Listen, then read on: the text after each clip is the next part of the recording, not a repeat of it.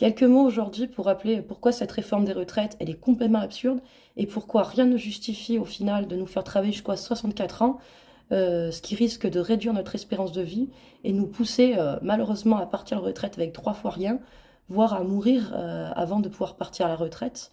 On tient à rappeler à la CGT que les pensions retraites, donc elles sont financées par les cotisations, c'est-à-dire par les richesses créées par notre travail.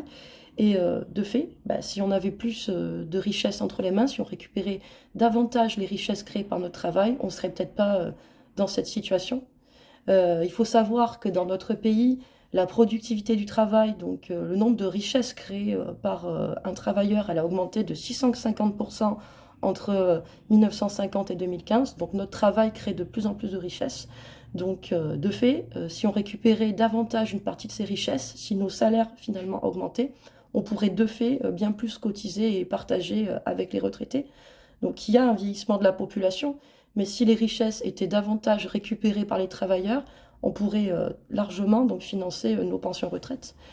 Puis autre absurdité aussi, on nous affirme souvent qu'il n'y a pas d'argent, hein, qu'il n'y aurait plus d'argent et que du coup cette réforme elle serait inéluctable.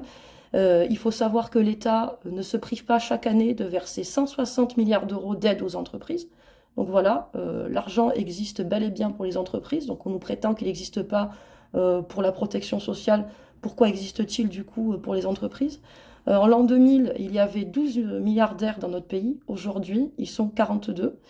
Ces personnes se partageaient en l'an 2000 100 milliards d'euros. Aujourd'hui, ils se partagent 544 milliards d'euros. Donc voilà, il faut aussi rappeler donc, que l'argent, en fait, existe, il est là. Juste aujourd'hui, son partage est inégal. On le donne beaucoup plus aux patrons, aux dominants, à la classe dominante, et il échappe aux travailleurs, ce qui peut expliquer aussi pourquoi on n'arrive pas à financer nos caisses de retraite. Donc cette réforme qui affirme qu'il faut travailler plus longtemps parce qu'il n'y a plus d'argent et partir minimum 64 ans, c'est n'importe quoi. Si on partageait les richesses autrement et si les travailleurs récupéraient davantage, on n'en serait peut-être pas là. Donc voilà pourquoi on vous invite à renouveler la superbe expérience du 19 janvier, hein, puisque on a tous participé à de super manifestations qui ont quand même rassemblé 1,5 million de personnes en France. Donc on vous invite à remettre le couvert le 31 janvier les jours suivants pour obtenir le retrait de cette réforme et pour potentiellement obtenir aussi le droit de partir plus tôt à la retraite, parce que vu qu'on crée de plus en plus de richesses, c'est pas à 64 ans qu'on pourrait partir, mais à 60. Donc voilà, participez tous le 31 aux grèves et aux manifestations, et venez nombreux, et tous ensemble on va gagner. Allez, salut et au 31.